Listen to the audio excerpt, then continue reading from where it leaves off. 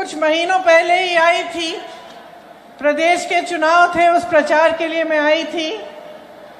मैंने बेंगलोर में भी काफ़ी सभाएं की और बहुत खुशी के साथ और गर्व के साथ मैं कह सकती हूँ कि आपने कांग्रेस की सरकार चुनी और जो गारंटी कांग्रेस की सरकार, कांग्रेस पार्टी ने आपको सरकार बनाने से पहले दी थी, वो आज आप अपनी आंखों के सामने पूरी होती हुई देख रहे हैं।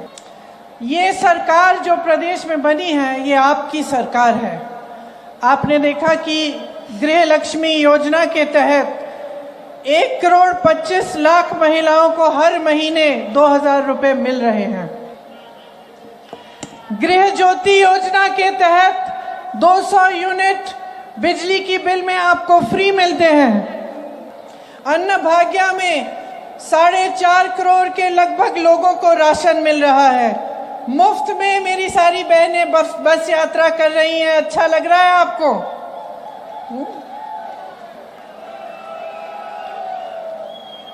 इसके साथ युवा निधि जो योजना है, इसमें 1.5 लाख युवाओं को वजीफा मिल चुका है और ये शुरुआत है, जल्द ही 10 लाख और युवाओं को मिलेगा। तो जैसे प्रदेश चुनाव के समय हमने आपको कुछ गारंटी बताई थी और उन्हें पूरा करने का काम हम अभी कर रहे हैं।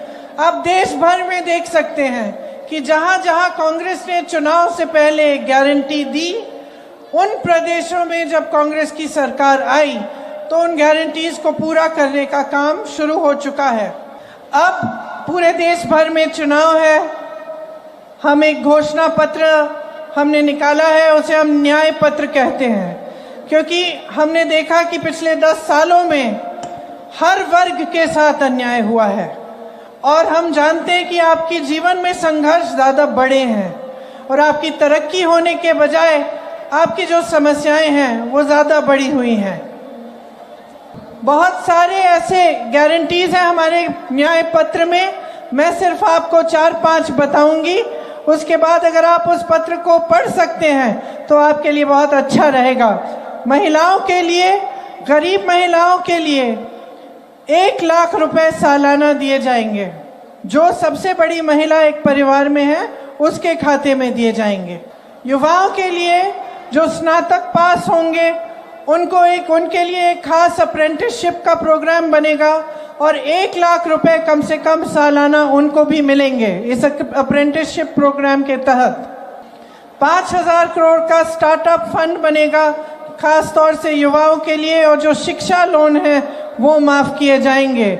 इसके साथ साथ श्रमिकों के लिए राष्ट्रीय न्यूनतम मजदूरी 400 रुपए प्रतिदिन की होगी और शहरों में रोजगार की गारंटी जिस तरह से गांव में होती है वैसे दी जाएगी और 25 लाख तक स्वास्थ्य बीमा सबको मिलेगा ताकि 25 लाख तक आपका जो इलाज है वो आपको मुफ्त में मिल पाए। देखिए, मैं आपको ज़्यादा कष्ट नहीं देना चाहती, ज़्यादा लंबी बात नहीं करना चाहती, लेकिन कुछ बातचीत मैं ज़रूर आपसे इस बारे में करना चाहती हूँ कि आज देश के सामने और आपके सामने 2 बड़े बड़े मसले हैं। सबसे पहला तो ये है कि आपके जो जीवन में जो संघर्ष हो रहा है और जो समस्याएं हैं इनको हल करने की बात, और दूसरा जो मसला है वो कि आज देश में क्या परिस्थितियां बन रही हैं, देश की राजनीति कैसे है और हम देश के भविष्य को किस तरह से देख रहे हैं। तो इन दोनों मसलों पे मैं थोड़ी सी आपसे बात करना चाहती हूँ। जहाँ तक आपकी बात है तो आज आपकी सबसे बड़ी समस्याएं क्या है? महंगाई है और बेरोजगारी है। सही बात है ये। मेरी बहनें यहाँ बैठी हैं, सबसे ज़्यादा बोझ आप उठाती हो। जब महंगाई बढ़ती है सबसे ज़्यादा संकट आप पे होता है। जब कुछ खरीदने के लिए जाना पड़ता है, बच्चे बीमार पड़ते हैं, इलाज के लिए पैसे चाहिए, बच्चों के फीस के लिए पैसे चाहिए, तो चाहे सब जितने भी बड़े हैं घर में, चाहे सब नौकरी कर रहे हों, सब किसी न किसी तरह से रोजगार पाने की कोशिश कर रहे हों, जुगाड़ से किसी तरह से मेहनत कर रहे हों, तब भी पूरा नहीं हो रहा है पैसा। पेट्रोल महंगा है, डीजल महंगा है, मिट्टी की तेल महंगी है, सोना 73,000 तक चले गया, चांदी 90,000 है, गैस सिलेंडर का दाम कहां कहां पहुंच गया है, हर चीज का दाम बढ़ गया है, कुछ आपको सस्ता नहीं मिल रहा है। किस तरह से आप इस जीवन को जी रही हैं, किस तरह से आगे बढ़ पा रहा है परिवार, ये मैं समझती हूँ कि बहुत ही मुश्किलों का आज आप सामना कर रही हैं। आज चाहे किसान हो, चाहे श्रमिक हो, चाहे मेरी बहनें हो, चाहे कोई मिडिल क्लास का हो, सबके लिए मुश्किलें बढ़ रही हैं। और ये आपने देखा होगा पिछले 10 सालों में कि महंगाई बढ़ती चली गई है, लेकिन आपके लिए रोजगार बनाने का काम नहीं हुआ है। तो मोदी जी के इस 10 साल के राज में आपको मिला क्या? अगर आप अपने जीवन को देखते हैं तो क्या आपको लगता है कि आपके जीवन में तरक्की आई? आपको एक इमेज दिखाई गई, रोज दिखाई जाती है टीवी पे, सुपरमैन की इमेज, मिले आपको महंगाई मैन। मैं कह रही थी कि आपको सुपरमैन की इमेज दिखाई गई, लेकिन मिले आपको महंगाई मैन, जिन्होंने सिर्फ आपकी महंगाइयां बढ़ाई। दरअसल सच्चाई ये है कि इन 10 सालों में सरकार आपके लिए नहीं चली। चाहे आपको टीवी पे, होर्डिंग्स पे, मीडिया कुछ भी दिखाए, सच्चाई ये है जो आप जी रहे हैं। सच्चाई ये है कि आपके जीवन में तरक्की नहीं आई। प्रधानमंत्री जी के कुछ गिने चुने मित्र हैं, बड़े बड़े खरबपति हैं, उनके लिए सारी नीतियां बनाई जा रही हैं।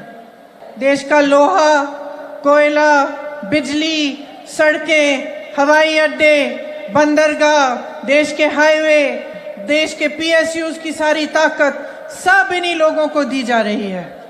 जो बाकी बिजनेस है देश के, जो छोटे छोटे व्यापारी हैं या मध्यम व्यापारी हैं या बड़े व्यापारी जो इनके दोस्त नहीं हैं, उनके बढ़ावे के लिए कोई नीति नहीं है। गरीबों के लिए नहीं है, मिडिल क्लास के लिए नहीं है, श्रमिकों के लिए, किसानों के लिए कोई ऐसी स्कीम्स नहीं है जो आपको आगे बढ़ाए। अगर स्कीम बनती भी है तो 5 किलो राशन देने की स्कीम या कुछ ऐसी चीज जिससे आप अपने पैरों पे खड़े नहीं होंगे, लेकिन आपको कुछ कुछ थोड़ा थोड़ा दिया जाएगा ताकि आप चुप रहें। हर स्तर पर लोकतंत्र को कमजोर करने की कोशिशें होती हैं, आपके अधिकार कमजोर किए जाते हैं। आज संविधान बदलने की बात हो रही है। संविधान बदलने से क्या होगा?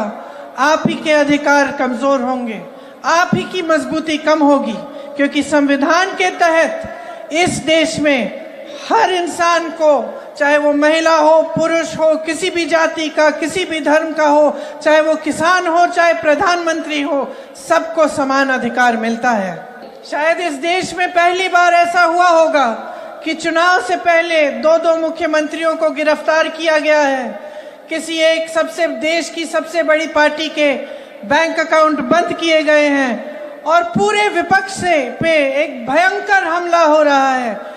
प्रधानमंत्री सुबह से शाम तक यही कहते रहते हैं कि पूरी दुनिया भ्रष्ट है, सारे नेता भ्रष्ट हैं, सिर्फ वही एक ईमानदार और पाक है। लेकिन कुछ समय पहले उन्होंने एक स्कीम बनाई, इलेक्टोरल बॉन्ड्स की स्कीम, जिसके तहत जो भी राजनीतिक दल को चंदा दे रहा था उसका नाम गुप्त रहता था। सुप्रीम कोर्ट ने कहा कि यह गलत स्कीम है, इसको पारदर्शी बनाओ, जिसने जिसको चंदा दी है उसकी लिस्ट निकलनी चाहिए। तो पहले तो सरकार ने मना कर दिया कि लिस्ट नहीं मिल रही है, फिर सुप्रीम कोर्ट ने डांटा तो वो लिस्ट निकली, और जब लिस्ट निकली तो नरेंद्र मोदी जी की भाजपा की पूरी असलियत इस देश के सामने आ चुकी है। चंदा की स्कीम नहीं थी, ये वसूली की स्कीम थी। जिसने चंदा दिया उसकी एक अनोखी कहानी थी। किसी पे छापा मारा, चंदा लिया, छापे बंद। किसी पे केस डाले, चंदा लिया, केस बंद। किसी ने कोविड की वैक्सीन बनाई, उसने चंदा दिया। किसी ने वो गुजरात का पुल बनाया जो टूटकर गिर पड़ा, उसने भी चंदा दिया। किसी ऐसी कंपनी ने चंदा दिया जिसकी 150 करोड़ तक के तकरीबन मुनाफा है और चंदा दे रहे 1100 करोड़ का। पूरी तरह से काले धन को सफेद करने की स्कीम है ये। और भाजपा ने तो इतना मजाक समझ रखा है, वो सोचते हैं कि कुछ भी कर लेंगे, पब्लिक को पता नहीं चलेगा। एक पूरी सर्विस, जैसे आप जाते हैं ना लॉन्ड्री सर्विस में, फुल सर्विस देते हैं। वॉशिंग मशीन है, उसमें काला धन डालो, सफेद निकलता है। मनी लॉन्ड्रिंग की मशीन है, स्टेन रिमूवल की सर्विस मिल रही है। किसी को भ्रष्ट कहते हैं इसने हजारों करोड़ों का किया है घोटाला, भाजपा को ज्वाइन करता है। जिस दिन ज्वाइन करता है तो कहते हैं कि ये ईमानदार आदमी है। बेसिक इशू क्या है? बैंगलोर का एग्जाम्पल लीजिए। आपकी जो शहर है वो देश का गौरव होना चाहिए, और है भी। यहाँ एक विजन के तहत बनी थी। मुझे याद है, मैं छोटी थी, मेरे पिताजी बात करते थे उस समय कि बैंगलोर और हैदराबाद में टेक्नोलॉजी का हब बनना चाहिए। और आगे जाके बहुत लोगों ने काम किया, मेहनत की, और ये टेक्नोलॉजी के हब बने। यहाँ से इतनी कैपेबिलिटी है, इतनी टैलेंट है, पूरे देश भर में आपने भेजा है लोगों को। पूरे देश को दुनिया जानती है बैंगलोर को। देश भर से यहाँ लोग नौकरी ढूंढने के लिए आते हैं। यहाँ मल्टीनेशनल्स हैं, बड़े बड़े संस्थान हैं, आईआईटी है, आईआईएम है, आईआईएससी है, इसरो, डीआरडीओ, एचएएल, ये सारे यहाँ हैं। स्टार्टअप्स भी यहाँ सबसे ज्यादा हैं। सब चीजों का संगम है ये बैंगलोर। लेकिन यहाँ का पॉपुलेशन काफी बढ़ गया है, पिछले 20 सालों में 3 गुना हो गया है। पानी की किल्लत है, यहाँ तेजी से विकास आया तो इसके लिए पर्यावरण, हरियाली, पानी, इसकी जरूरत और बड़ी है। और यहाँ के लिए एक बैलेंस डेवलपमेंट होना चाहिए, इंफ्रास्ट्रक्चर, एनवायरमेंटल प्रोजेक्ट्स होने चाहिए। और यहाँ पे पहले जैसे एक झीलों का शहर कहलाता था उस तरह से बनाना चाहिए। जो सबअर्बन रेल प्रोजेक्ट है, जो मेट्रो का एक्सपेंशन है, ये सब करना है। ओला, उबर, जोमेटो, स्विगी में जो काम करते हैं उन पर फोकस होना चाहिए। उनके लिए सामाजिक सुरक्षा भी मिलनी चाहिए। लेकिन यहाँ के सारे सांसद भाजपा के हैं, वो क्या बातें कर रहे हैं? इतना बड़ा चुनाव है, पूरी दुनिया देख रही है, दुनिया का सबसे बड़ा लोकतंत्र है, और दुनिया क्या देख रही है कि कैसी कैसी बातें हो रही हैं। आपके सबसे बड़े नेता जो सबसे ऊंचा पोजीशन इस देश में रखते हैं, वो कैसी कैसी बातें आपके सामने कर रहे हैं। आपके विकास की बात नहीं हो रही है, आपके झीलों की बात नहीं हो रही है, यहाँ की टेक्नोलॉजी की बात नहीं हो रही है, श्रमिकों की बात नहीं हो रही है, किसानों की बात नहीं हो रही है। देश में बात क्या हो रही है? आप टीवी चलाओ, क्या बातें देखते हो? क्या देखते हो कि कौन सी पार्टी आपके लिए कौन सा स्कीम ला रही है? क्या आप देखते हो कि कौन सी पार्टी किस तरह से रोजगार बनाएंगे आपके लिए, किस तरह से आपको मजबूत बनाएंगे? नहीं।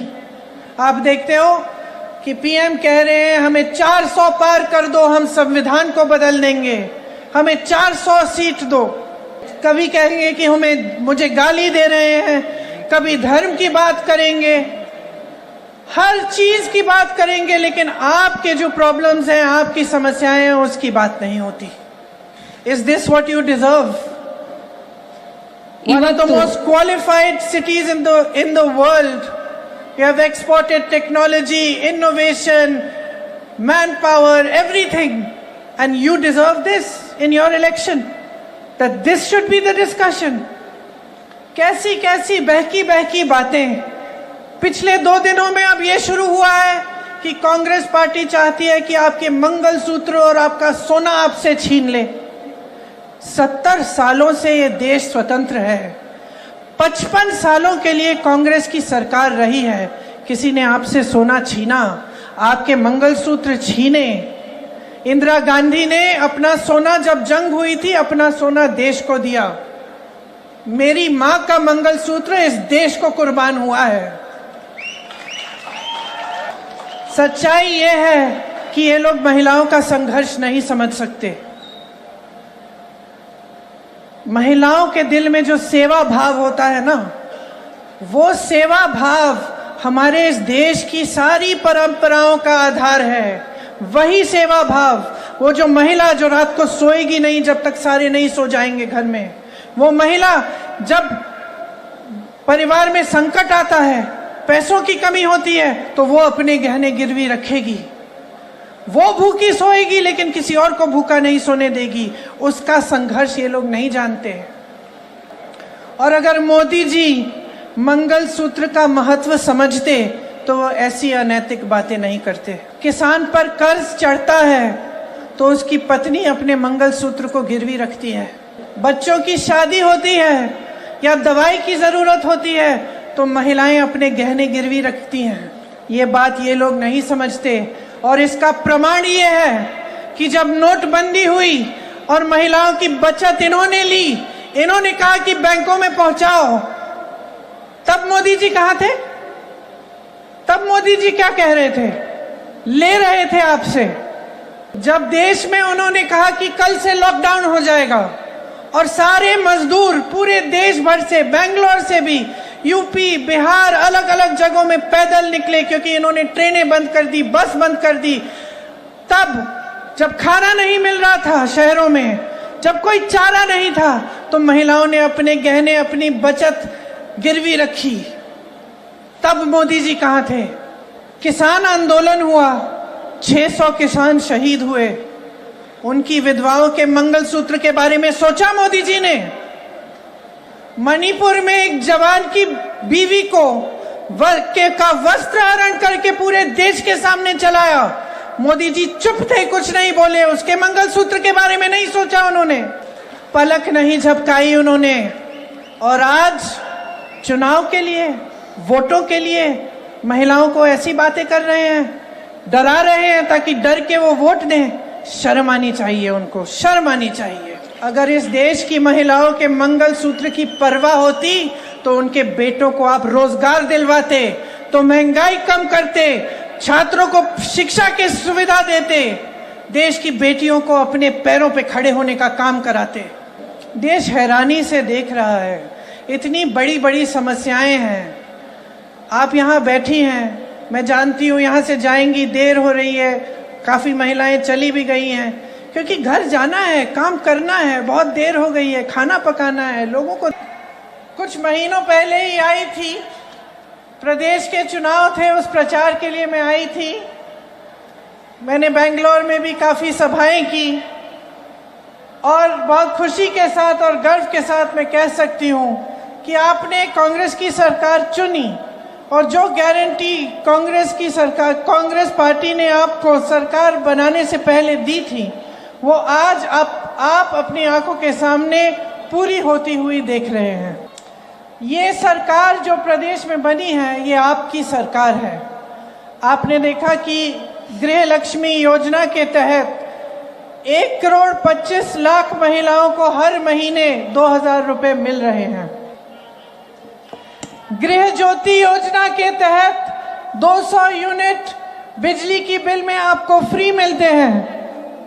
अन्न भाग्य में 4.5 करोड़ के लगभग लोगों को राशन मिल रहा है। मुफ्त में मेरी सारी बहनें बस यात्रा कर रही हैं। अच्छा लग रहा है आपको?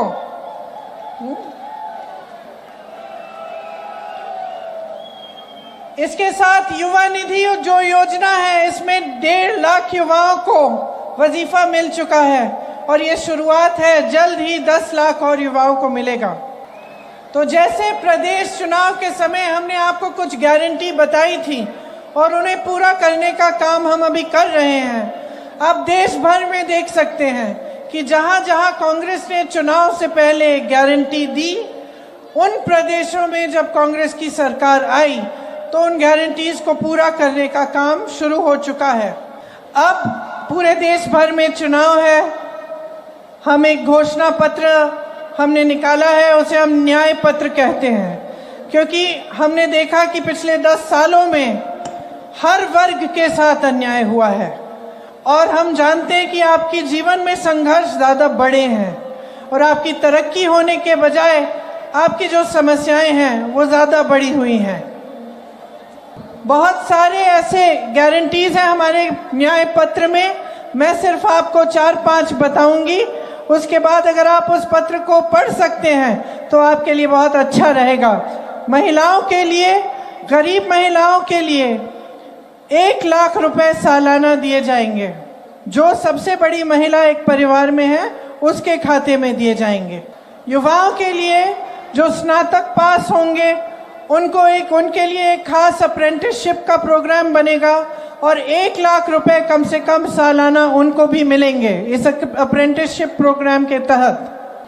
5,000 करोड़ का स्टार्टअप फंड बनेगा खास तौर से युवाओं के लिए, और जो शिक्षा लोन है वो माफ किए जाएंगे।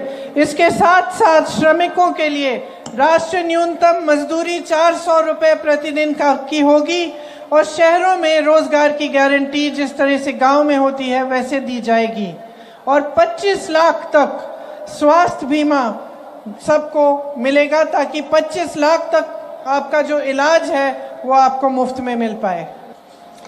देखिए, मैं आपको ज्यादा कष्ट नहीं देना चाहती, ज्यादा लंबी बात नहीं करना चाहती, लेकिन कुछ बातचीत मैं जरूर आपसे इस बारे में करना चाहती हूं कि आज देश के सामने और आपके सामने 2 बड़े बड़े मसले हैं।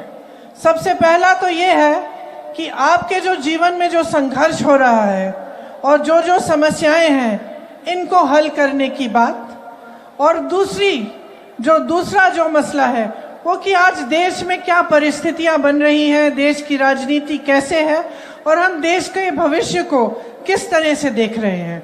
तो इन दोनों मसलों पे मैं थोड़ी सी आपसे बात करना चाहती हूँ। जहां तक आपकी बात है, तो आज आपकी सबसे बड़ी समस्याएं क्या है? महंगाई है और बेरोजगारी है। सही बात है ये।